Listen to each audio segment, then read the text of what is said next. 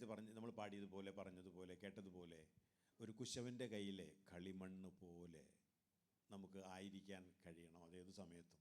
പ്രത്യേക പറയുകയാണ്, നമ്മൾ വചനം നമ്മൾ കേൾക്കുന്ന സമയത്ത് അങ്ങനെ ഒരു ആഗ്രഹത്തോടെ ഒരു കുശവൻ്റെ കയ്യിൽ ഒരു കളിമണ്ണ് പോലെ നമ്മൾ ഇരിക്കുകയാണെങ്കിൽ നമ്മെ പണിയാൻ പറ്റും. ഇല്ല എങ്കിൽ നമ്മെ പണിയാൻ അവന് ബുദ്ധിമുട്ടാണ്.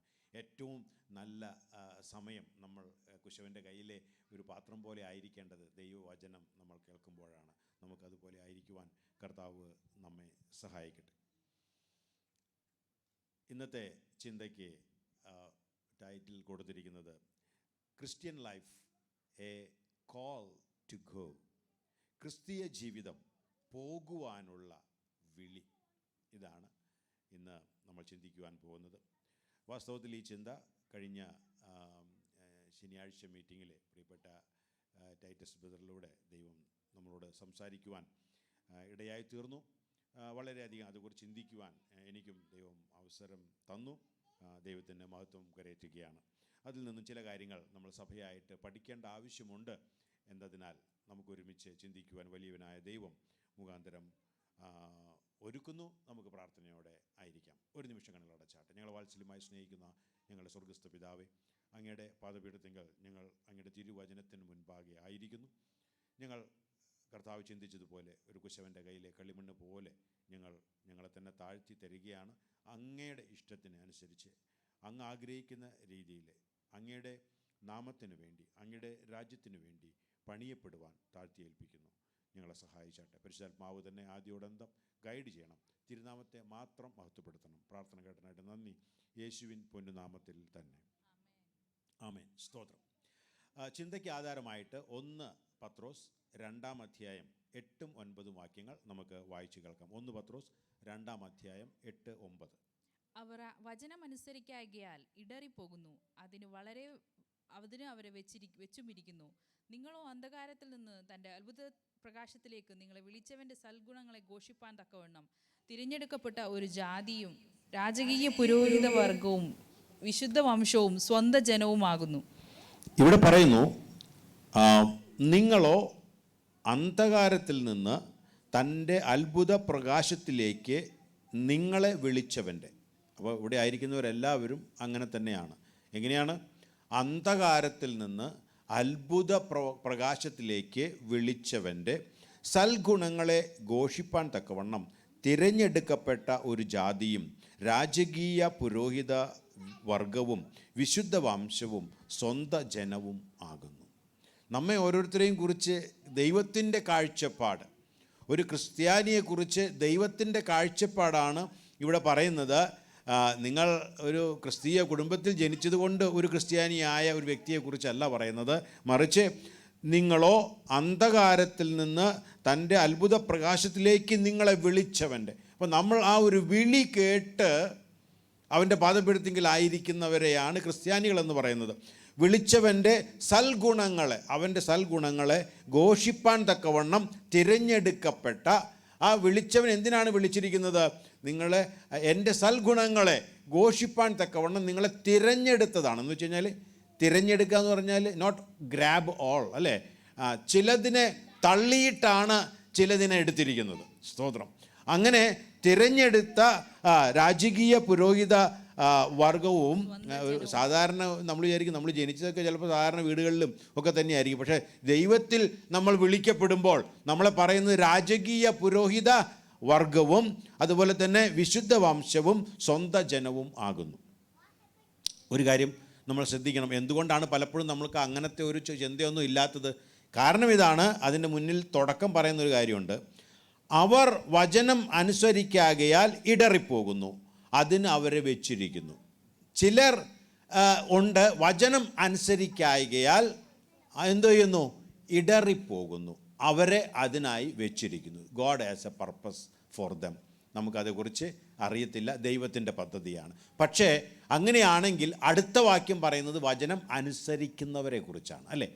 വചനം അനുസരിക്കാത്ത ചിലരെ വെച്ചിരിക്കുന്നു എന്ന് 8-ാം വാക്യത്തിൽ പറഞ്ഞിട്ട് 9-ാം വാക്യം പറയുന്നിരിക്കുന്നു, നിങ്ങളോ എന്ന് പറഞ്ഞാൽ വചനം അനുസരിക്കുന്ന നിങ്ങളോ. എന്തിനാണ്? നിങ്ങളെ തിരഞ്ഞെടുത്തതാണ്, നിങ്ങളെ ഫലം കായ്ക്കേണ്ടതിന്. നിങ്ങൾ വിളിച്ചൊരു അത്ഭുത ആ പ്രകാശത്തിലേക്ക് വിളിച്ചവൻ്റെ സൽഗുണങ്ങളെ ഘോഷിപ്പാൻ തക്കവണ്ണം നമ്മെ വിളിച്ചതാണ്. അപ്പോൾ നമ്മുടെ പർപ്പസ് നമുക്ക് മനസ്സിലായി. ഇനി കഴിഞ്ഞ ദിവസം കർത്താവിൻ്റെ ദാസൻ ടൈറ്റസ് ബ്രദർ ഷെയർ ചെയ്ത വിഷയത്തിലേക്ക് നമുക്കൊന്ന് ഓടിച്ചു പോകാം. നമ്മെ വിളിച്ചത് എന്തിനു വേണ്ടിയാണ്? യോഹന്നാൻ്റെ സുവിശേഷം 14-ാം അധ്യായം അതിൻ്റെ 15-ാമത്തെ വാക്യം. നിങ്ങൾ എന്നെ സ്നേഹിക്കുന്നുവെങ്കിൽ എൻ്റെ കൽപ്പനകളെ കാത്തുകൊള്ളും. നിങ്ങൾ എന്നെ സ്നേഹിക്കുന്നു എങ്കിൽ എൻ്റെ കൽപ്പനകളെ കാത്തുകൊള്ളും. അപ്പം അവൻ്റെ വചനം അനുസരിക്കുന്നവരോടാണ് പറയുന്നത്, അവൻ്റെ കൽപ്പനകളെ അനുസരിക്കുന്നത്. അപ്പം നമ്മൾ വിചാരിക്കും നമ്മൾ അവനെ സ്നേഹിക്കുന്നുണ്ടെങ്കിൽ ഒരുപാട് ദാനധർമ്മങ്ങൾ ചെയ്താൽ മതി, ഒരുപാട് പാവങ്ങളെ കണ്ടാൽ മതി. അതൊക്കെ നമുക്ക് ദൈവം തന്നിരിക്കുന്നതാണ്. ദൈവത്തിൻ്റെ പൈതൽ എന്നുള്ള നിലയ്ക്ക് നമ്മെക്കൊണ്ട് ദൈവം ആഗ്രഹിക്കുന്ന കാര്യങ്ങളൊക്കെ നമുക്ക് ചെയ്യാം. പക്ഷേ ഒരു കാര്യം ഇവിടെ പ്രധാനമായിട്ടുമുണ്ട്, നിങ്ങൾ എന്നെ സ്നേഹിക്കുന്നവരായിരിക്കണം. അങ്ങനെ നിങ്ങൾ എനിക്ക് വേണ്ടത് എന്നെ സ്നേഹിക്കുന്നവരെയാണ്, അല്ലേ? ദൈവത്തിന് ആരൊക്കെ ആവശ്യമുള്ളത്? ഒറ്റ വാക്കിൽ പറഞ്ഞാൽ അവനെ സ്നേഹിക്കുന്നവരെയാണ് ദൈവത്തിന് ആവശ്യം. സ്നേഹിക്കുന്നവരാണോ എന്ന് തിരിച്ചറിയാൻ എന്താണ് ഇവിടെ പറഞ്ഞിരിക്കുന്നത്?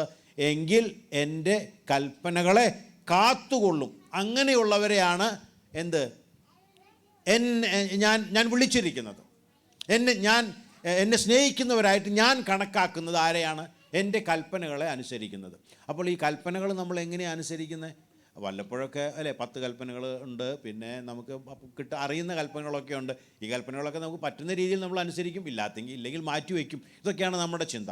എന്നാൽ വാസ്തവത്തിൽ ദൈവവചനം പറയുന്നത് ഈ കൽപ്പനകൾ അനുസരിക്കുന്നത് എങ്ങനെയായിരിക്കണമെന്ന് അറിയാമോ? അത് പൂർണ്ണ ഹൃദയത്തോടെ, പൂർണ്ണ മനസ്സോടെ, പൂർണ്ണ ശക്തിയോടെ, പൂർണ്ണ ആത്മാവോടെ വേണം നമ്മൾ എന്ത് ചെയ്യാൻ? കൽപ്പനകൾ അനുസരിക്കാൻ. കാരണം എന്താ? സ്നേഹിക്കുന്നവരാണ് കൽപ്പന അനുസരിക്കുന്നത്. സ്നേഹിക്കാൻ എങ്ങനെയാണ് പറഞ്ഞിരിക്കുന്നത്? എന്നെ സ്നേഹിക്കുന്നവർ പൂർണ്ണ ഹൃദയത്തോടെ, പൂർണ്ണ മനസ്സോടെ, പൂർണ്ണ ശക്തിയോടെ, പൂർണ്ണ ആത്മാവോടെ എന്നെ സ്നേഹിക്കണമെന്നാണ് കൽപ്പന പറഞ്ഞിരിക്കുന്നത്. അപ്പോൾ അങ്ങനെയാണെങ്കിൽ കൽപ്പന അനുസരിക്കുന്നവരും അങ്ങനെ തന്നെ വേണം.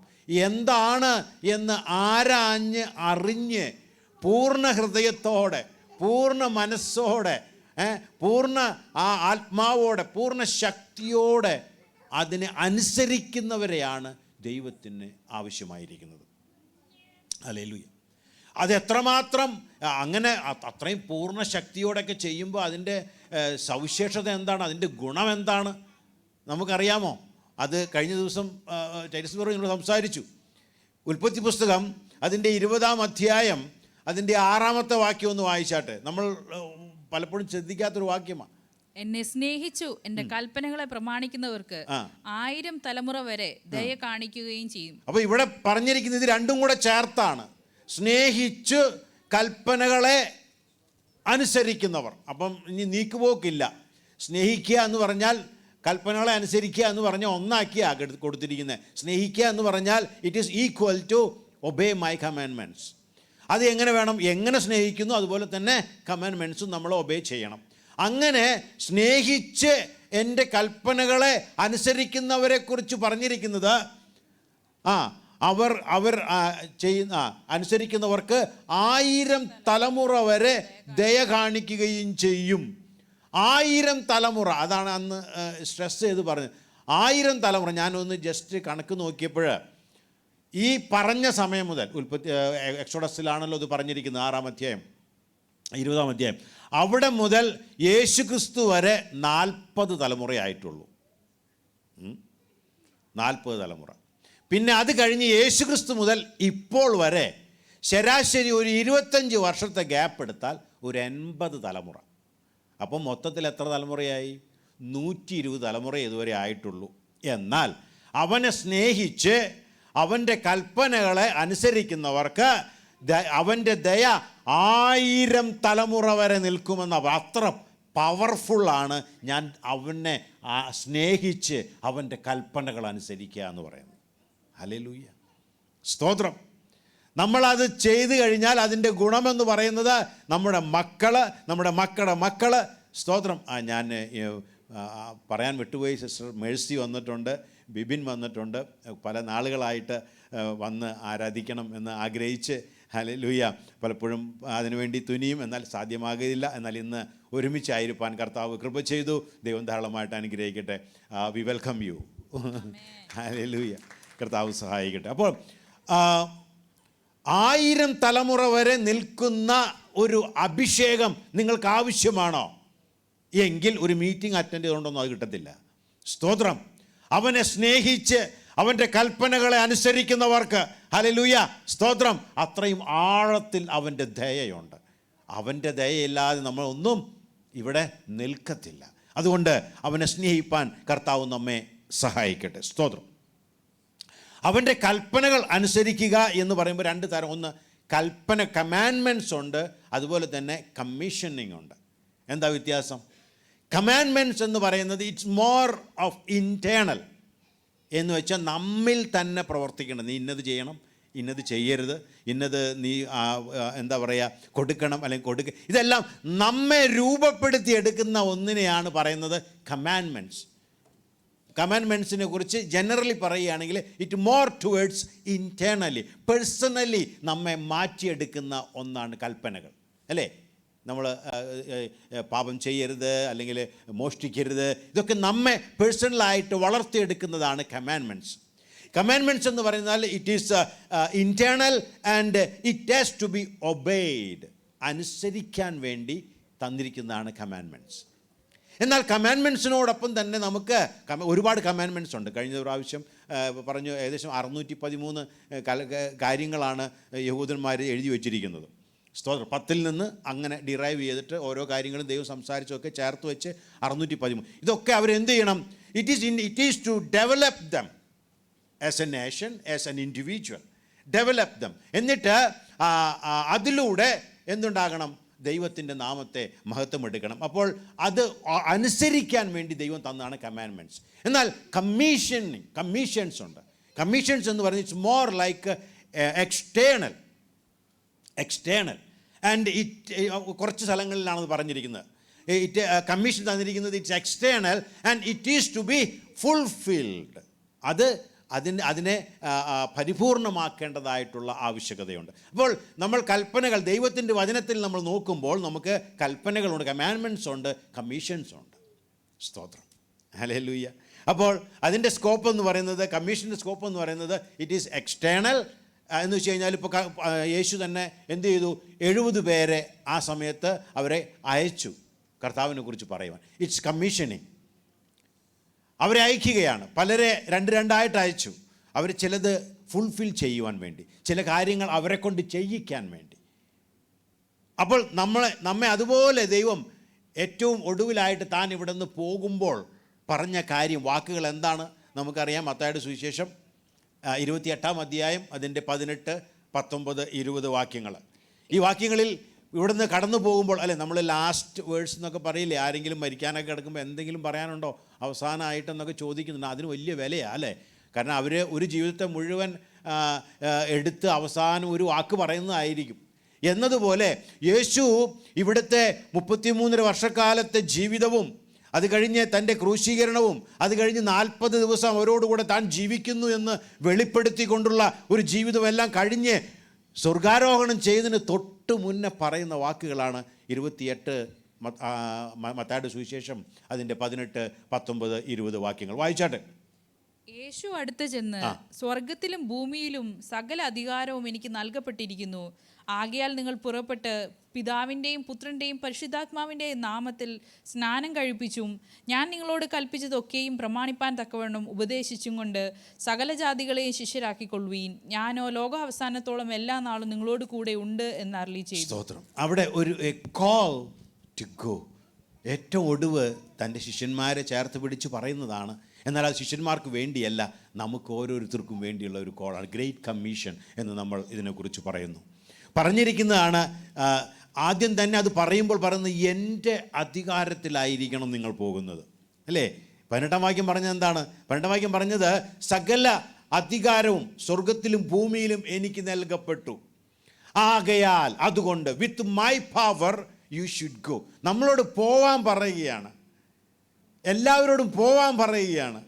പറയുമ്പോൾ അതിൻ്റെ ശക്തി ഏതാണ്? നമ്മുടെ കഴിവനുസരിച്ചല്ല, സ്വർഗത്തിലെയും ഭൂമിയിലെയും സകല അധികാരവും എനിക്ക് നൽകപ്പെട്ടിരിക്കുന്നത് കൊണ്ട് യു ഗോ. ഹല്ലേലൂയ. എന്നിട്ട് ഒടുവ് പറയുകയാണ്, ഞാൻ എല്ലാ നാളും നിങ്ങളോട് കൂടെ ഉണ്ടായിരിക്കും. ഞാൻ നിങ്ങളോട് കൂടെ ഉണ്ടായിരിക്കും. സ്തോത്രം. കർത്താവ് നമ്മെ അയക്കുകയാണ്. ഏതൊരു ക്രിസ്ത്യാനിയെക്കുറിച്ചും ദൈവം ആഗ്രഹിക്കുന്നത് എന്താണ്? A call to go. എന്തിനു വേണ്ടിയാണെന്ന് പറഞ്ഞിരിക്കുന്നത്? നമ്മൾ ഒബേ ചെയ്യാൻ വേണ്ടിയിട്ട്, ദൈവത്തെ അനുസരിക്കാൻ വേണ്ടിയിട്ട്. സ്തോത്രം. അതുപോലെ തന്നെ അതിൽ ഒരു അതോറിറ്റിയോട് കൂടെയാണ് ദൈവം നമ്മെ അയക്കുന്നത്. സകല അധികാരവും എനിക്ക് തന്നിരിക്കുന്നു. മാത്രമല്ല അവൻ്റെ സാന്നിധ്യത്തോടു കൂടെയാണ് അവൻ നമ്മെ അയക്കുന്നത്. സ്തോത്രം. ഞാൻ ഒരു കാര്യം പറയട്ടെ, നമ്മൾ വീട്ടിലിരുന്നത് കൊണ്ടോ നമ്മുടെ സ്വന്തം കാര്യങ്ങൾ നോക്കിയത് കൊണ്ടൊന്നും അവൻ്റെ ഈ ശക്തിയെ നമുക്ക് അനുഭവിക്കാൻ പറ്റത്തില്ല. അവൻ്റെ അതോറിറ്റി ശരിക്കും അനുഭവിക്കണമെങ്കിൽ, അവൻ്റെ സാന്നിധ്യം നമ്മൾ ശരിക്കും അനുഭവിക്കണമെങ്കിൽ കർത്താവിന് വേണ്ടി ഇറങ്ങുന്നവരായിരിക്കണം. We should be the people going for him. Go എന്ന് പറഞ്ഞാൽ ഞാനിപ്പോൾ നാട്ടിൽ നിന്ന് ഇവിടെ വന്നു, ഇവിടെ നിന്ന് എങ്ങോട്ട് പോകാൻ അല്ല. ഗോ എന്ന് പറഞ്ഞു കഴിഞ്ഞാൽ come out from our comfort zone. നമ്മളെല്ലാവരും ഇങ്ങനെ ഒതുങ്ങി ആയിരിക്കാൻ, ഇത് മതി എന്ന് ചിന്തിച്ചിരിക്കുന്നൊരവസ്ഥയുണ്ട്. അതിൽ നിന്ന് പുറത്തു വരുവാനാണ് ദൈവം നമ്മെക്കുറിച്ച് ആഗ്രഹിക്കുന്നത്. സ്തോത്രം. അത് ഹല്ലേലൂയ അത്ര എളുപ്പമല്ല. ഒരു പക്ഷേ അത് ഒഴുക്കിനെതിരെ പോകുന്നതായിരിക്കും. ഒരു പക്ഷേ ഞാൻ പറഞ്ഞല്ലോ, കംഫർട്ട് സോണിൽ നിന്ന് പുറത്തു പോവുകയാണ്. It's not so comfortable. എന്നാൽ അവിടേക്ക് പോകുവാനാണ് ദൈവം ഓരോ ക്രിസ്ത്യാനിയെക്കുറിച്ചും കർത്താവ് ആഗ്രഹിക്കും. ഓരോ ക്രിസ്ത്യാനിയെക്കുറിച്ചും അങ്ങനെയാണോ? ഒരു വേദവാക്യം നമുക്കതിനെക്കുറിച്ച് വായിക്കാം. സ്തോത്രം. യോവേൽ പ്രവാചകൻ്റെ പുസ്തകം 2-ാം അധ്യായം 28-ാമത്തെ വാക്യത്തിൽ അല്ലേ നമ്മൾ പറയുന്നുണ്ടല്ലേ, വായിച്ചാടെ, സകല ജഡത്തിന്റെ മേലും അതിന്റെ ശേഷമോ ഞാൻ സകല ജഡത്തിന്മേലും എൻ്റെ ആത്മാവിനെ പകരും. നിങ്ങളുടെ പുത്രന്മാരും പുത്രിമാരും പ്രവചിക്കും. നിങ്ങളുടെ വൃദ്ധന്മാർ സ്വപ്നങ്ങളെ കാണും. നിങ്ങളുടെ യൗവനക്കാർ ദർശനങ്ങളെ ദർശിക്കും. അപ്പോൾ ആത്മാവിനെ പകരുന്നത് സകല ജഡത്തിന്മേലും, ദാസന്മാരുടെ മേലും പുത്രന്മാരുടെ മേലും പുത്രിമാരുടെ മേലും നിങ്ങളുടെ മേലും ഒക്കെ ദൈവം എന്ത് ചെയ്യും? ആ അഭിഷേകത്തെ അങ്ങ് അയക്കും. ഈ അഭിഷേകത്തെ അയക്കും സകല ജഡത്തിൻ്റെ മേലും. ചിലരുടെ വിചാരം സുവിശേഷത്തിനൊക്കെ പോവുക എന്ന് പറഞ്ഞു കഴിഞ്ഞാൽ അത് ഒരു കൂട്ടം ആളുകളുടെയാണ്. ഒന്നുകിൽ പാസ്റ്ററുടെ മക്കളായിരിക്കണം, അല്ലെങ്കിൽ പെട്ടെന്നുള്ള ദൈവവിളി. ഇനി വേറൊരു വിളിയുണ്ടോ എനിക്കറിയത്തില്ല. പക്ഷേ എന്നെ സംബന്ധിച്ചിടത്തോളം ഒരു വിളിയേ ഉള്ളൂ. ആ വിളി ടു ഗോ. ഹല്ലേലൂയ. അല്ലേ? ഇനി രണ്ടാമത്തൊരു വിളി കിട്ടിയിട്ട് കാത്തിരിക്കണോ എനിക്കറിയത്തില്ല. But we need to get out from the comfort zone wherever we are. അപ്പോൾ നമ്മളെക്കുറിച്ച് ദൈവം പറഞ്ഞിരിക്കുന്നത് നിങ്ങൾ എന്തു ചെയ്യണം? അറ്റത്തോളം പോകണം. അപ്പോൾ എല്ലാ ജഡത്തിൻ്റെ മേലും ഞാൻ എൻ്റെ ആത്മാവിനെ പകരും. ഇനി ആത്മാവിനെ പകർന്നാൽ എന്താ ചെയ്യാൻ പോകുന്നത്? അപ്പോസ്തല പ്രവൃത്തി 1-8 വാക്യം. എന്നാൽ പരിശുദ്ധാത്മാവ് നിങ്ങളുടെ മേൽ വരുമ്പോൾ ശക്തി ലഭിച്ചിട്ട് യെരൂശലേമിലും യഹൂദയിൽ എല്ലായിടത്തും ശമര്യയിലും ഭൂമിയുടെ അറ്റത്തോളവും എൻ്റെ സാക്ഷികളാകണം. അപ്പോൾ ഈ എന്തിനാണ് എല്ലാ ജഡത്തിൻ്റെ മേലും പരിശുദ്ധാത്മാവിനെ തരുന്നത്? നിങ്ങൾ ശക്തി ലഭിച്ചിട്ട് യെരൂശലേമിലും യഹൂദിയയിലും പിന്നെ ലോകത്തിൻ്റെ അതിൻ്റെ ഇംഗ്ലീഷിൽ പറഞ്ഞിരിക്കുന്നത് അതിൻ്റെ the utmost part of the world, ഏറ്റവും ഇഗ്നോർ ചെയ്യപ്പെട്ടിരിക്കുന്ന സ്ഥലത്തു കൂടെ പോകണം എന്ന ഉദ്ദേശത്തോടു കൂടെയാണ് എന്നെയും നിങ്ങളെയും വിളിച്ചിരിക്കുന്നത്. സ്തോത്രം. അല്ലാതെ നമ്മൾ വീട്ടിലൊക്കെ ഇരുന്നു, അല്ലെങ്കിൽ നമുക്ക് നമ്മുടെ കാര്യങ്ങളൊക്കെ സാധിച്ചു, ഇനി എന്താ, ഞാൻ വല്ലപ്പോഴൊക്കെ ഒന്ന് പള്ളിയിലും പോയി, അല്ലെങ്കിൽ നമ്മുടെ ഇതായിരിക്കരുത് നമ്മുടെ ചിന്തകളെന്ന് പറയുന്നത്. സ്തോത്രം. We are called special people. അല്ലേ? രാജകീയ പുരോഹിത വർഗം. അല്ലേ? നമ്മളെക്കുറിച്ച് നമ്മളെ തന്നെ ആരാണെന്ന് നമുക്ക് ദൈവം പറയുന്നുണ്ടെങ്കിൽ നമുക്കത് ഏറ്റെടുക്കാൻ ഭയങ്കര ബുദ്ധിമുട്ടാണ്. ഹല്ലേലൂയ. ദൈവം നമ്മെക്കുറിച്ച് ആഗ്രഹിക്കുന്നു B special people, chosen people. ഇവിടെ നമ്മളെ പിക്ക് ചെയ്തതാണ്. അതാണ് ഈ പൂവ് കാണിക്കുന്നത് കേട്ടോ. അറിഞ്ഞില്ലെങ്കിൽ ഞാൻ പറയാം. നമ്മളെ ചൂസ് ചെയ്തതാണ്. പലതിൽ നിന്ന് ഒന്നിനെ പിക്ക് ചെയ്തെടുത്തിരിക്കുക. ഹല്ലേലൂയ. നല്ല ഭംഗിയുള്ള അവൻ്റെ കരങ്ങളിലിരിക്കുന്നൊരു നല്ല പൂവായിട്ട് നമ്മളെന്നും കാണണം. മനസ്സിലായോ? അപ്പോൾ അതിനനുസരിച്ച് ജീവിക്കാൻ കർത്താവ് എന്നെയും നിങ്ങളെയും സഹായിക്കട്ടെ. അപ്പോൾ ഈ ഗോ എന്നുള്ളത് എല്ലാ ജഡത്തിൻ്റെ മേലും ആത്മാവിനെ പകർന്നിരിക്കുന്നത്. സ്തോത്രം. എന്തിനു വേണ്ടിയാ? ദൈവത്തിന് വേണ്ടി പോകാൻ വേണ്ടിയാ. To get out from the comfort zone. ഹല്ലേലൂയ. സ്തോത്രം. എന്തിനാണ് ഇങ്ങനെ പോകുന്നത്? എന്തിനാണ് ഇങ്ങനെ പോകാൻ പറഞ്ഞിരിക്കുന്നത്? Go to the end of the world. എൻ്റെ സാക്ഷികളാകാം. എന്തിനു വേണ്ടിയാ? യേശു ഇവിടെ വന്നപ്പോൾ യേശുവിനൊരു അജണ്ടയുണ്ട്. ഇവിടെ വന്നതിൻ്റെ ഒരു പർപ്പസ് ഉണ്ട്. എന്താണെന്നറിയാമോ? സ്തോത്രം. യേശു ഇവിടെ വരുമ്പോൾ യോഹന്നാൻ വിളിച്ചു പറഞ്ഞു. അതുകൂടാതെ യേശു തന്നെ തൻ്റെ ശുശ്രൂഷ ആരംഭിച്ചപ്പോൾ യേശു പറഞ്ഞു എന്തിനാണ് ഇവിടെ വന്നതിൻ്റെ ഒരു ഉദ്ദേശമായിട്ടല്ല പറഞ്ഞതെങ്കിലും യേശു വന്നപ്പോൾ ഒരു കാര്യം വിളിച്ചു പ്രഖ്യാപിച്ചു പറഞ്ഞു. എന്താണത്? വായിച്ചാട്ടെ. സ്തോത്രം. മർക്കോസിൻ്റെ സുവിശേഷം 1-ാം അധ്യായം അതിൻ്റെ 14-15 വാക്യങ്ങൾ. എന്നാൽ യോഹന്നാൻ തടവിലായ ശേഷം യേശു ഗലീലിൽ ചെന്ന് ദൈവരാജ്യത്തിന്റെ സുവിശേഷം പ്രസംഗിച്ചു. അപ്പോൾ അവിടെ പറഞ്ഞിരിക്കുന്നത് പിന്നെ യേശു എന്ത് ചെയ്തു? ദൈവരാജ്യത്തിൻ്റെ സുവിശേഷം പ്രസംഗിച്ചു. യോഹന്നാൻ അതുവരെ പ്രസംഗിച്ചു. യോഹന്നാൻ തടവിലായപ്പോൾ എന്നറിഞ്ഞപ്പോൾ യേശു അന്നു മുതൽ ദൈവരാജ്യത്തെക്കുറിച്ചുള്ള സുവിശേഷം പറയാൻ തുടങ്ങി. അടുത്ത വാക്യം കൂടെ. കാലം തികഞ്ഞു ദൈവരാജ്യം സമീപിച്ചിരിക്കുന്നു. ദൈവരാജ്യം സമീപിച്ചിരിക്കുന്നു. മാനസാന്തരപ്പെട്ട് സുവിശേഷത്തിൽ വിശ്വസിപ്പീൻ എന്ന് പറഞ്ഞു. ആമേൻ. അപ്പോൾ യേശു വന്നതിൻ്റെ കാര്യം എന്ന് പറയുന്നത് കാലം തികഞ്ഞു, സ്വർഗരാജ്യം സമീപിച്ചിരിക്കുന്നു. ഹല്ലേലൂയ. അവൻ ചുമ്മാ ആ സമയത്ത് വന്ന ഒന്നല്ല. അവൻ വന്നതിൻ്റെ കാരണമെന്ന് പറയുന്നത് കാലം തികഞ്ഞു, ഇനി ദൈവരാജ്യം സമീപിച്ചിരിക്കുന്നു. അതിനാൽ നിങ്ങൾ സുവിശേഷത്തിന് സ്തോത്രം ഒത്തവണ്ണം അല്ലേ മാനസാന്തരപ്പെട്ട് സുവിശേഷത്തിൽ വിശ്വസിപ്പിൻ എന്ന് പറഞ്ഞു. അപ്പോൾ ദൈവരാജ്യം സ്ഥാപിക്കപ്പെടുവാൻ തുടങ്ങി.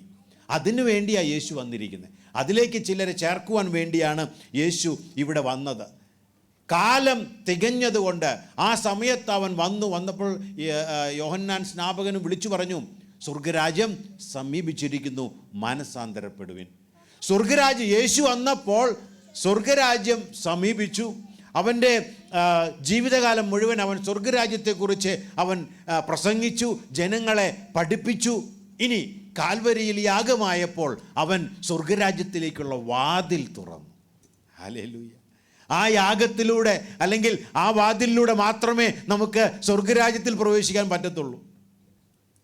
അവൻ സ്വർഗരാജ്യം സമീപിച്ചതുകൊണ്ട് അവൻ അതേക്കുറിച്ച് പറഞ്ഞു തുടങ്ങി. അവൻ ഹല്ലേലൂയ അതിനുവേണ്ടി ജനങ്ങളെ ഒരുക്കി.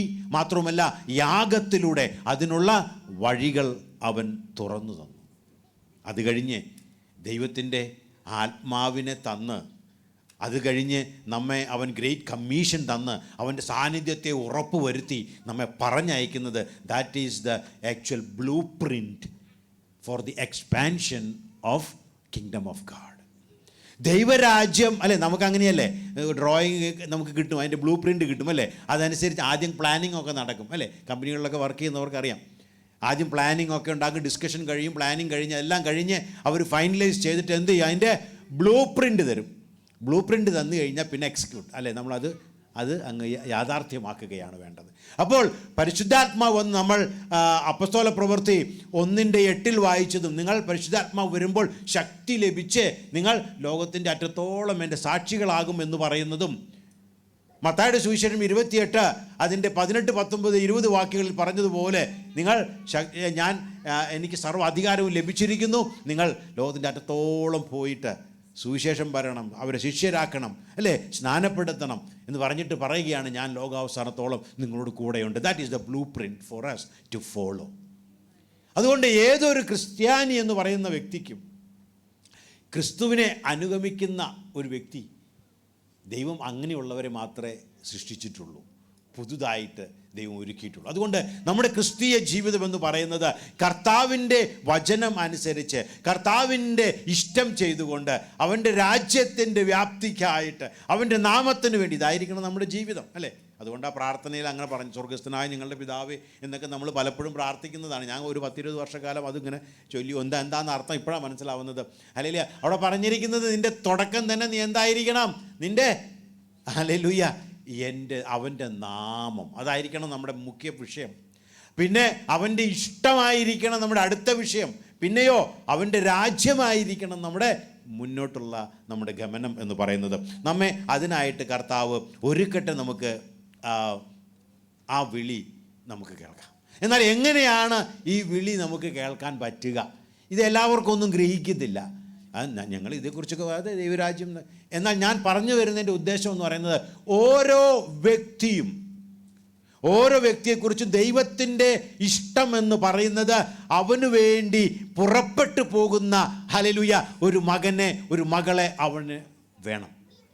അതല്ലാതെ വീട്ടിൽ അടങ്ങിയിരിക്കുന്ന ഹല്ലേലൂയ ഒരു വ്യക്തിയെ, വീട്ടിൽ ഞാൻ ഉദ്ദേശിച്ചത് കർത്താവിന് വേണ്ടി ഒന്നും ചെയ്യാൻ കഴിയാതെ എപ്പോഴെങ്കിലൊക്കെ നമ്മൾ ശരി എന്ന് പറഞ്ഞ് കർത്താവിനെ അല്ലെ എന്തെങ്കിലും കൊടുക്കുന്ന അങ്ങനത്തെ ആളുകളെ അല്ല അവന് വേണ്ടത്. ജനിച്ചു കഴിഞ്ഞാൽ ഹല്ലേലൂയ അവൻ്റെ ആത്മാവ് ലഭിച്ചു കഴിഞ്ഞാൽ കർത്താവിന് വേണ്ടി ഇറങ്ങിത്തിരിക്കുന്നവർ, നമ്മുടെ ആ കംഫർട്ട് സോണിൽ നിന്ന് ഒരു സ്റ്റെപ്പ് മുന്നോട്ട് ഇറങ്ങിയിട്ട് കർത്താവിനെക്കുറിച്ചൊന്ന് സാക്ഷീകരിപ്പാൻ, കർത്താവ് ചെയ്ത നന്മകളെക്കുറിച്ചൊന്ന് പറയുവാൻ. കർത്താവിൻ്റെ എന്താ വലിയ നന്മ പറയുമൊന്നും വേണ്ട, കർത്താവ് ചെയ്ത ഏറ്റവും വലിയ നന്മ എന്താ? ഞാൻ പാപിയായിരിക്കുമ്പോൾ, ഞാൻ ക്രൂരനായിരിക്കുമ്പോൾ, ഞാനൊരു ദോഷിയായിരിക്കുമ്പോൾ എന്നെ സ്നേഹിച്ച് അവൻ ഹല്ലേലൂയ എന്നെ സ്വീകരിച്ചു. ഇതാണ് ഏറ്റവും വലിയ നന്മ. ഇത് നമ്മൾ മറ്റുള്ളവർക്ക് കാണിച്ചു കൊടുത്താലും മതി. എങ്ങനെ കാണിച്ചു കൊടുക്കുന്നത്? നമ്മോട് ദോഷം ചെയ്തവരുണ്ടാവും, നമ്മോട് ഞാൻ വരത്തില്ലെന്ന് പറഞ്ഞവരുണ്ടായിരിക്കും, ഒരിക്കൽ വിളിച്ചിട്ട് ഞാൻ വരുന്നില്ല എന്ന് പറയുന്നുണ്ടായിരിക്കും. നോ പ്രോബ്ലം, ഒന്നുകൂടെ ഇറങ്ങി വിളിക്കുക, ഒന്നുകൂടെ അവരെ സ്നേഹിക്കുക, അല്ലെങ്കിൽ ഒന്നുകൂടെ അവരെ കരം പിടിച്ച് അവരെ ഒന്ന് ഹല്ലേലൂയ മുന്നോട്ട് കൊണ്ടുവരിക. Get out from our comfort zone. കർത്താവ് നമ്മെക്കുറിച്ച്, ഓരോ വ്യക്തികളെക്കുറിച്ചും കർത്താവ് ആഗ്രഹിക്കുന്നത് എന്താണ്? എൻ്റെ പരിശുദ്ധാത്മാവ് നിങ്ങളുടെ മേൽ വരുമ്പോൾ നിങ്ങൾ ശക്തി ലഭിച്ച് യഹൂദിയയിലും യെരൂശലേമിലും പിന്നെ ഹല്ലേലൂയ ശമരിയയിലും പിന്നെ ആദ്യ യെരൂശലേം പിന്നെ യഹൂദിയ ശമരിയ പിന്നെ ലോകത്തിൻ്റെ അറ്റത്തോളവും നിങ്ങൾ എനിക്ക് വേണ്ടി സാക്ഷികളാകണം. നമ്മൾ സാക്ഷികളായിക്കൊണ്ട് ജീവിക്കണം. നമ്മുടെ ചർച്ചിൽ, നമ്മുടെ ഭവനങ്ങളിൽ, നമ്മളായ ജോലി സ്ഥലങ്ങളിൽ, നമ്മളായിരിക്കുന്ന സ്കൂളുകളിൽ അവൻ്റെ സാക്ഷികളായിട്ട് ഹല്ലേലൂയ സ്തോത്രം. എല്ലാവരും ജീവിച്ചു പോകുന്നത് പോലെ ഞാനും ജീവിച്ചു പോകുന്നു, അങ്ങനത്തെ ഒരു വ്യക്തിയെ യേശുവിന് വേണമെന്ന് എനിക്ക് തോന്നുന്നില്ല. സ്തോത്രം. യേശുവിന് വേണ്ടത് കർത്താവിനെ അറിഞ്ഞ് അവനെ സ്നേഹിച്ച് പൂർണ്ണ ഹൃദയത്തോടെ അവൻ്റെ കൽപ്പനകളെ അനുസരിച്ച് അവൻ്റെ വചനത്തിൽ ഇഷ്ടം വെച്ചുകൊണ്ട് അത് ആരാഞ്ഞ് എന്താണെന്ന് മനസ്സിലാക്കി മുന്നോട്ട് പോകുന്ന ചിലരെയാ ദൈവത്തിന് ആവശ്യം. ഹല്ലേലൂയ. അങ്ങനെയുള്ളവരെ അവൻ്റെ സാന്നിധ്യത്തിൽ നടത്തും. എന്നാൽ നമുക്ക് എങ്ങനെ ഈ വിളി കിട്ടും? ഒരു ഉദാഹരണം നമുക്ക് ദൈവത്തിൽ നിന്ന് ശ്രദ്ധിക്കാം. യെശയ്യാ പ്രവാചകൻ്റെ പുസ്തകം 6-ാം അധ്യായം അതിൻ്റെ 3 മുതൽ 8 വരെയുള്ള വാക്യങ്ങൾ നമുക്ക് വായിക്കാം.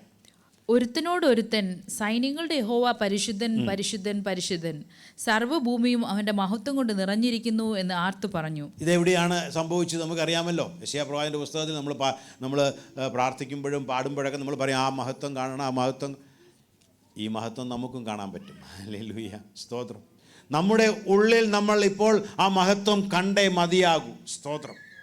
ആ മഹത്വം കണ്ടവൻ മാത്രമേ രക്ഷപ്പെട്ടിട്ടുള്ളൂ. ഹല്ലേലൂയ. അവൻ ആരാണെന്നും അവനെ പരിശുദ്ധൻ പരിശുദ്ധൻ എന്ന് ഹല്ലേലൂയ ആ സ്വർഗീയ സൈന്യം പാടി മഹത്വപ്പെടുത്തുമ്പോൾ അതിൻ്റെ അർത്ഥം എന്താണെന്ന് ഗ്രഹിച്ചവർ മാത്രമേ രക്ഷയിലേക്ക് വന്നിട്ടുള്ളൂ. ഹല്ലേലൂയ. വായിച്ചാട്ടെ, എന്താ പറഞ്ഞത്? അവർ ആർക്കുന്ന ശബ്ദത്താൽ ഉമ്മരപ്പടികളുടെ അടിസ്ഥാനങ്ങൾ കുലുങ്ങി അത്രമാത്രം ശബ്ദത്താൽ ഉമ്മരപ്പടികൾ പോലും കുലുങ്ങി പോകുന്ന രീതി. എന്ത് ശബ്ദമാ? ഇന്നലെ കുറച്ച് പേര് റേസിങ്ങിന് പോയപ്പോൾ ഭയങ്കര ചെവിയെല്ലാം പൊത്തി എന്താന്ന് പറഞ്ഞ് ഭയങ്കരമായിട്ട് വണ്ടി റേസ് ചെയ്ത് പോകുന്നു. ആ ശബ്ദമല്ല ഇത്. പരിശുദ്ധൻ പരിശുദ്ധൻ പരിശുദ്ധൻ എന്ന് ഹല്ലേലൂയ സ്വർഗീയ സൈന്യം സ്തോത്രം ആർത്ത് ഘോഷിക്കുന്ന ആ ശബ്ദത്താൽ അവരുടെ ഉമ്മറപ്പടികൾ ഇളകിപ്പോയെന്ന്. പരിശുദ്ധൻ. അത്രയും വലിയവനായ ദൈവത്തെ ഈ യെശയ്യാ പ്രവാചകൻ ഒന്ന് കണ്ടു. അടുത്ത വാക്യം. അപ്പോൾ എനിക്ക് അയ്യോ കഷ്ടം, ഞാൻ നശിച്ചു, ഞാൻ ശുദ്ധിയില്ലാത്ത അധരങ്ങളുള്ള ഒരു മനുഷ്യൻ, ശുദ്ധിയില്ലാത്ത അധരങ്ങളുള്ള ജനത്തിന്റെ നടുവിൽ വസിക്കുന്നു, എൻ്റെ കണ്ണ് സൈന്യങ്ങളുടെ യഹോവയായ രാജാവിനെ കണ്ടുവല്ലോ എന്ന് പറഞ്ഞു. അപ്പോൾ ആരാണ് ദൈവസന്നിധിയിൽ വരുന്നത്? ആദ്യം അവൻ ആരാണെന്ന് മനസ്സിലാക്കണം. അവൻ ആരാണെന്ന് മനസ്സിലാക്കിയാൽ പിന്നെ അടുത്ത പരിപാടി എന്താ? ഞാൻ ആരാണെന്ന് മനസ്സിലാക്കും, അല്ലേ? യെശയ്യാ പ്രവാചകൻ അതുവരെയും പ്രസംഗിച്ചു കൊണ്ടിരുന്നു, നിങ്ങൾ ചെയ്യുന്നത് തെറ്റാണ്, നിങ്ങൾ ചെയ്യുന്നത് തെറ്റാണ് എന്നൊക്കെ 5 അധ്യായം വിളിച്ചു പറഞ്ഞു. 6-ാം അധ്യായം ആയപ്പോഴാണ് പുള്ളി ദൈവത്തെ ശരിക്കൊന്ന് കണ്ടത്. ദൈവത്തെ ശരിക്കൊന്ന് കണ്ടപ്പോൾ പ്രവാചകൻ പറഞ്ഞു, അയ്യോ ഞാൻ അരിഷ്ട മനുഷ്യൻ. ദൈവത്തെ പൂർണ്ണമായിട്ട് അവൻ്റെ മഹിമയോടെ കണ്ട ഒരു വ്യക്തിക്ക് മാത്രമേ ഞാൻ എത്ര എളിയവനാണെന്ന് മനസ്സിലാക്കാൻ പറ്റത്തുള്ളൂ. ഞാൻ എത്ര ഹല്ലേലൂയ സ്തോത്രം പാപിയാണെന്ന് മനസ്സിലാക്കാൻ പറ്റത്തുള്ളൂ. സ്തോത്രം. അപ്പോസ്തലനായിരുന്ന പൗലോസിൻ്റെ മഹത്വം എന്ന് പറയുന്നത് അവൻ ആ 3-ാം സ്വർഗത്തോളം എടുക്കപ്പെട്ട ദൈവത്തിൻ്റെ അരികെ ചെന്നു. പക്ഷേ അരികെ ചെന്നപ്പോഴാണ് മനസ്സിലായത്, അയ്യോ ഞാൻ അരിഷ്ട മനുഷ്യൻ. ഹല്ലേലൂയ, ഞാനൊരു അരിഷ്ട മനുഷ്യൻ. ദൈവത്തെ എത്ര നമുക്ക് കാണാം. ചിലരുണ്ടായിരിക്കും ഞാൻ കർത്താവിലങ്ങ് വളർന്നു എന്നൊക്കെ പറയുമ്പോൾ പിന്നെ ആളങ്ങ് വളരുവാണ്. പിന്നെ ആദ്യം സാധാരണ ഹാഫ് സ്ലീവ്, പിന്നെ ഫുൾ സ്ലീവ്, പിന്നെ പോലെ, പിന്നെ കുറച്ച് കഴിഞ്ഞ് ടൈ ഒക്കെ ഇട്ട് അങ്ങനെ വർദ്ധിച്ചു. അപ്പോൾ ഞാൻ ശുശ്രൂഷയിൽ വർദ്ധിച്ചു വരുന്നു എന്ന് പറയുമ്പോൾ ഇങ്ങനെ ആൾ ഇങ്ങനെ മിടുക്കനായിട്ട് വരുന്നു എന്നൊക്കെയാണ് ജനങ്ങളുടെ ചിന്ത. വാസ്തവത്തിൽ ആൾ കർത്താവിനെ ആഴത്തിൽ അറിയും തോറും അവൻ താണുകൊണ്ടേയിരിക്കും. അവൻ്റെ ഹൃദയം വീണ്ടും നുറുങ്ങിക്കൊണ്ടിരിക്കും. ഹല്ലേലൂയ. ഈ യെശയ്യാ പ്രവാചകൻ പറ്റിയത്, അവൻ ദൈവത്തെ ശരിക്കൊന്ന് കണ്ടപ്പോൾ, ആ ശബ്ദത്തിലൊന്ന് കേട്ടപ്പോൾ, ഹല്ലേലൂയ, അവൻ അയ്യോ ഞാൻ ഒരരിഷ്ട മനുഷ്യൻ. അപ്പോഴാണ് തന്നെ ഒന്ന് നോക്കാൻ കഴിയുന്നത്. നമ്മൾ പലപ്പോഴും ദൈവത്തെ നോക്കാൻ നമുക്ക് നേരമില്ല. നമുക്ക് അടുത്തുള്ളവരെ നോക്കാൻ മാത്രമേ സമയമുള്ളൂ. അവർ പള്ളിയെ വരുന്നില്ല, ഞാൻ പള്ളിയെ വരുന്നുണ്ട്. സ്തോത്രം. അവർ ഇത് ചെയ്യുന്നു, ഞാൻ ചെയ്യുന്നില്ല. അപ്പം ഇതൊക്കെയാണ് നമ്മുടെ ക്രൈറ്റീരിയ. ദൈവത്തിന് ഈ ആളുകളെ തമ്മിലുള്ള ക്രൈറ്റീരിയ ദൈവത്തിന് വേണ്ട. അത് നോക്കിയാണെങ്കിൽ നമ്മളെല്ലാവരും കുറേ രക്ഷപ്പെട്ടു പോയേനെ, അല്ലേ? ഈ ക്രൈറ്റീരിയ നോക്കുകയാണെങ്കിൽ യേശു കാൽവരിയിൽ യാഗമാകേണ്ട ഒരു കാര്യമില്ല. സ്തോത്രം, അല്ലേ? അവനേക്കാൾ ഇവനും ബെറ്റർ ആണല്ലോ. അന്നും ഇന്നും ആളുകൾ കുറേ അവനേക്കാൾ ഇവനൊക്കെ ബെറ്റർ ഉണ്ട്. നമ്മുടെ കമ്പാരിസൺ അതല്ല, നമ്മുടെ കമ്പാരിസൺ ക്രിസ്തുവാണ്. ഹല്ലേലൂയ. അപ്പോൾ ദൈവത്തെ ശരിക്കൊന്ന് കണ്ടാൽ മാത്രമേ ഇന്ന് പലരും കുഴപ്പമില്ല, ഞാൻ വലിയ കണക്ക് നടക്കുന്ന കാരണം എത്രയേ ഉള്ളൂ, ദൈവത്തെ കണ്ടിട്ടില്ല. ദൈവത്തെ കണ്ടാൽ അവൻ താഴും. അവന് പിന്നെ ഈ പറയുന്ന പോലെ ചിലപ്പോൾ ഇത്രയും ശബ്ദത്തിലൊന്നും ചിലപ്പോൾ പ്രസംഗിക്കാൻ പോലും പറ്റത്തില്ല. കാരണം ഞാൻ ദൈവത്തെ അത്രമാത്രം കണ്ടില്ല. കാരണം ഇവിടെ യെശയ്യാ പ്രവാചകൻ, ഹല്ലേലൂയ, യേശുവിനെക്കുറിച്ച് ഇത്രയും കാര്യങ്ങൾ ഗ്രഹിച്ച് മനസ്സിലാക്കിയ പ്രവാചകൻ പറയുകയാണ്, ഹല്ലേലൂയ, ഞാൻ അവൻ്റെ ആ മഹത്വം ഒന്ന് കണ്ടപ്പോൾ, ഇവിടെ പറയുന്നിരിക്കുന്നു, അയ്യോ ഞാൻ നശിച്ചു. ആകെ അവിടെ പ്രസംഗിക്കാൻ പറ്റിയ ഒരാളേ ഉള്ളൂ. ആ ആൾ പറയാണ്, ഞാൻ നശിച്ചു. കാരണം അത്ര വലിയ ദൈവത്തെയാണ് അവൻ കണ്ടത്. ഞാനും നിങ്ങളും ആ ദൈവത്തെ ഒന്ന് കാണണം. ഹല്ലേലൂയ. ഞാനും നിങ്ങളും ഏത് സാഹചര്യങ്ങളിലായിക്കൊള്ളട്ടെ ദൈവമക്കൾ, നാം ആ ദൈവത്തെ ഒന്ന് മനസ്സിലാക്കണം. അവനെ പരിശുദ്ധൻ പരിശുദ്ധൻ എന്ന് പറഞ്ഞ് ആർത്തുകൊണ്ട് സ്വർഗീയ സൈന്യം മഹത്വപ്പെടുത്തുമ്പോൾ ആ ദൈവത്തെ കുറച്ചെങ്കിലും അറിഞ്ഞിട്ടായിരിക്കണം ഞാനും നിങ്ങളും അവനെ പിൻപറ്റുന്നത്. ഇല്ല എങ്കിൽ ഇവിടെ വെറും സമയം ചെലവഴിക്കുകയാണ്. ചർച്ചിൽ 2 മണിക്കൂർ വരുന്നത് വേസ്റ്റാണ്, കർത്താവിനെ ശരിക്കും അറിഞ്ഞിട്ടില്ലെങ്കിൽ. ഹല്ലേലൂയ. എന്നാൽ അറിഞ്ഞു കഴിഞ്ഞാൽ നീ കർത്താവിനോട് കൂടെ ജീവിക്കുകയാണ്, എന്നും നിന്നോട് കൂടെ ഉണ്ടായിരിക്കും. ഹല്ലേലൂയ. കർത്താവ് നമ്മെ സഹായിക്കട്ടെ. അപ്പോൾ നമ്മൾ ദൈവത്തിൻ്റെ മഹത്വം കാണണം. കണ്ടാൽ നമ്മെ തന്നെ ഒന്ന് കാണും. നമ്മെ തന്നെ ഒന്ന് കണ്ടാൽ, നമ്മെ കണ്ടു എന്ന് മനസ്സിലാക്കിയാൽ, ഹൃദയം നുറുങ്ങി എന്ന് മനസ്സിലാക്കിയാൽ, അടുത്ത വാക്യം, അപ്പോൾ സാറാഫുകളിൽ ഒരുത്തൻ യാഗപീഠത്തിൽ നിന്ന് കൊടിൽ കൊണ്ട് ഒരു തീക്കനലെടുത്ത് കയ്യിൽ പിടിച്ച് കൊണ്ട് എൻ്റെ അടുക്കൽ പറന്നു വന്നു. സ്തോത്രം. നീ നുറുങ്ങുകയാണെങ്കിൽ, ഹല്ലേലൂയ, യാഗപീഠത്തിൽ നിന്നുള്ള ഒരു കനൽ നിന്നെ തൊടും. ഹല്ലേലൂയ. കാൽവരിയിൽ നിന്നുള്ള ഒരു യാഗം നടന്നിട്ടുണ്ട് നമുക്ക് വേണ്ടി. അവിടെ നിന്നൊരു കനൽ വരും, നിന്നെ തൊടും. തൊടണമെങ്കിൽ നിൻ്റെ ഹൃദയം ഒന്ന് നുറുങ്ങണമെങ്കിൽ നീ ദൈവത്തെ ഒന്ന് കാണണം. സ്തോത്രം. ദൈവത്തെ കണ്ടാൽ നിൻ്റെ ഹൃദയം നുറുങ്ങും. നീ ശരിക്കൊന്ന് നുറുങ്ങിയാൽ യാഗപീഠത്തിൽ നിന്നൊരു തീക്കനൽ വന്ന് നിന്നെ തൊടും.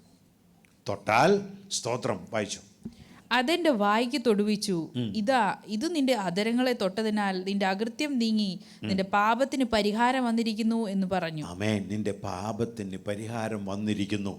ആ തീക്കനൽ എവിടുന്ന് എടുത്ത തീക്കനലാ? യാഗപീഠത്തിൽ നിന്ന് എടുത്ത, നമുക്ക് വേണ്ടി ഒരു യാഗം, ഹല്ലേലൂയ, കഴിഞ്ഞിട്ടുണ്ട്. അവിടെ നിന്നും എടുത്തൊരു തീക്കനൽ വന്ന് തൊട്ടപ്പോൾ അവൻ ശുദ്ധിയായി. പാപം മുഴുവൻ നീങ്ങിപ്പോയി. പാപം മുഴുവൻ നീങ്ങി. അവനോട് പറയുകയാണ്, ഈ പാപം നീങ്ങിയതിനാൽ നീ ശുദ്ധിയുള്ളവനായി തീർന്നു. അടുത്തതാ എന്താണ്? അടുത്ത വാക്യം, അനന്തരം ഞാൻ ആരെ അയക്കേണ്ടു? അനന്തരം അവനൊരു ശബ്ദം കേട്ടു. ഈ ശബ്ദം കേൾക്കണമെങ്കിൽ എന്തു വേണം? നമുക്കൊരു ശുദ്ധീകരണം വരണം. ഒരു ശുദ്ധീകരണം വന്നവർക്ക് മാത്രമേ ഈ വിളി കേൾക്കത്തുള്ളൂ. ആർ എനിക്ക് വേണ്ടി പോകും? എല്ലാവർക്കും ഒന്നും കിട്ടത്തില്ല. എല്ലാവർക്കും ഇങ്ങനെ അങ്ങ് ഒരു സാധായിട്ട് പോയാൽ മതി. എന്നാൽ ദൈവത്തെ ശരിക്കും കണ്ടിട്ടുണ്ടെങ്കിൽ, ശരിക്കും മാനസാന്തരം വന്നിട്ടുണ്ടെങ്കിൽ, ആ തീക്കനൽ എന്നെയും നിങ്ങളെയും തൊട്ടിട്ടുണ്ടെങ്കിൽ, അടുത്ത ശബ്ദം ഞാനും നിങ്ങളും കേൾക്കുന്നത് ആർ എനിക്ക് വേണ്ടി പോകും എന്നാണ്. വേറൊരു രാജ്യത്തേക്ക്, തണുപ്പുള്ള രാജ്യത്തേക്ക് പോകാനൊന്നും ഞാൻ പറയത്തില്ല. ഞാൻ പറയുന്നത് get out from the comfort zone. Hallelujah. നിങ്ങൾ ചിന്തിക്കുന്ന ആ ഇടുങ്ങിയ ചിന്തയിൽ നിന്ന്, സ്തോത്രം, ഈ കംഫർട്ട് സോണിൽ നിന്ന് പുറത്തു വരാമെന്ന് പറയുമ്പോൾ അത്ര എളുപ്പമല്ല. ഒഴുക്കിനെതിരെയായിരിക്കും ചിലപ്പോൾ, ചില കാര്യങ്ങൾ എതിരെ നിൽക്കുന്നുണ്ടായിരിക്കും. എങ്കിലും കർത്താവിൽ ആശ്രയിച്ച് ചിലത് ചെയ്യുവാൻ കർത്താവ് നമ്മെ ബലപ്പെടുത്തട്ടെ. കർത്താവിന് വേണ്ടി പോകുന്നവരായി തീരുവാൻ, ഹല്ലേലൂയ, ആ ശബ്ദം വളരെ ശ്രദ്ധയോടെ കേൾക്കുവാൻ തക്കവണ്ണം വലിയവനായ ദൈവം നമ്മെ സഹായിക്കട്ടെ. സ്തോത്രം. അവൻ്റെ മഹത്വം കാണണം. സ്തോത്രം. നമ്മുടെ അവസ്ഥ നമ്മൾ മനസ്സിലാക്കണം. അങ്ങനെയാണെങ്കിൽ നമ്മൾ ആ ശബ്ദം കേൾക്കും. ആ ശബ്ദം കേൾക്കുമ്പോൾ നാം പറയും, ഞാനുണ്ട്, അടിയനിതാ, ഞാനുണ്ട് എന്ന് എല്ലാ ക്രിസ്ത്യാനിയും പറയും. സ്തോത്രം. കാരണം ക്രിസ്തീയ ജീവിതം എന്ന് പറയുന്നത് കർത്താവിനോട് കൂടെ പോകുന്നതാണ്. കർത്താവിനോട് കൂടെ, ഹല്ലേലൂയ, അവൻ്റെ നാമത്തിന് വേണ്ടി മുന്നോട്ട് ഇറങ്ങുന്നതാണ് ക്രിസ്തീയ ജീവിതം എന്ന് പറയുന്നത്. കർത്താവ് ഇത്രയും വില കൊടുത്ത് നമ്മെ സൃഷ്ടിച്ചതിൻ്റെ കാരണം, വീണ്ടും ജനിപ്പിച്ചതിൻ്റെ കാരണം, ഹല്ലേലൂയ, കർത്താവ് ആഗ്രഹിക്കുന്നത് ചെയ്യുവാൻ, കർത്താവ്, ഹല്ലേലൂയ, സ്ഥാപിക്കുന്ന സ്വർഗരാജ്യത്തിന് വേണ്ടി ചിലർ പ്രവർത്തിപ്പാൻ തക്കവണ്ണം, ഹല്ലേലൂയ, ആ തീ തൊട്ടവരായ, ശുദ്ധീകരണം പ്രാപിച്ചവരായ, ആ മഹത്വം കണ്ടവരായ ചിലരെ, ഞാനിതാ എന്ന് പറയുന്ന ചിലരെ ദൈവത്തിന് ആവശ്യമുണ്ട്. ഹല്ലേലൂയ. അത് ഞാനും നിങ്ങളും ആയിരിക്കട്ടെ. നമ്മളായിരിക്കുന്ന ഇടങ്ങളിൽ എവിടെയും പോകണ്ട. ഞാനും നിങ്ങളും ആയിരിക്കുന്ന ഇടങ്ങളിൽ കർത്താവിന് വേണ്ടി എന്തെല്ലാം കാര്യങ്ങൾ നമുക്ക് ചെയ്യുവാൻ കഴിയും. സ്തോത്രം. ഹല്ലേലൂയ. കർത്താവ് നമ്മെ അതിനായിട്ട് സഹായിക്കട്ടെ. നമുക്ക്, സ്തോത്രം, അവന് വേണ്ടി പോകാം. നമ്മൾ ഈ വാക്യത്തിൽ നമ്മൾ വായിച്ചത് ഇങ്ങനെയാണ്. സ്തോത്രം.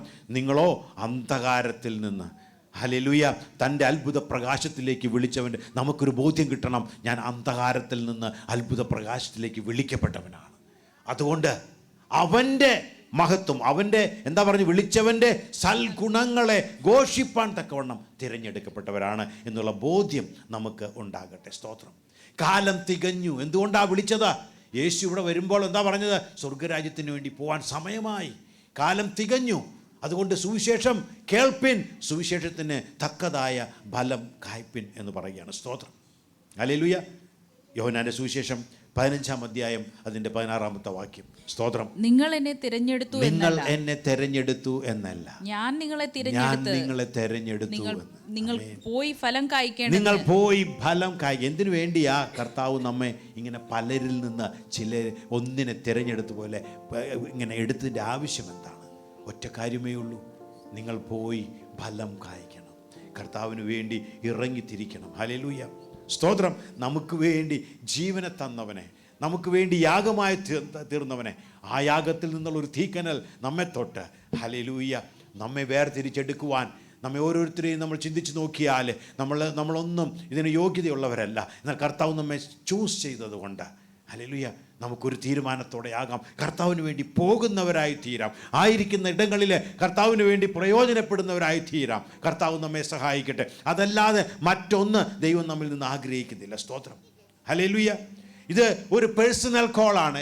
ഓരോ വ്യക്തിക്കും ഉള്ള കോളാണ്. നമ്മൾ മനസ്സിലാക്കണം. ഓരോ വ്യക്തിക്കും, ഇവിടെ ആയിരിക്കുന്ന എവരി ഇൻഡിവിജ്വൽ, ദൈവത്തെ കണ്ടവൻ, ദൈവത്തെ മനസ്സിലാക്കിയവൻ, ഹല്ലേലൂയ, എല്ലാവർക്കുമുള്ള വിളിയാണ് ഗോ. ഹല്ലേലൂയ. നമുക്ക് ഇറങ്ങിത്തിരിക്കാം. മാത്രമല്ല അതിന് അനുസരണം ആവശ്യമാണ്. അടിയനിതാ, യെശയ്യാ പ്രവാചകൻ പറഞ്ഞു, അടിയനിതാ, ഞാനുണ്ട്.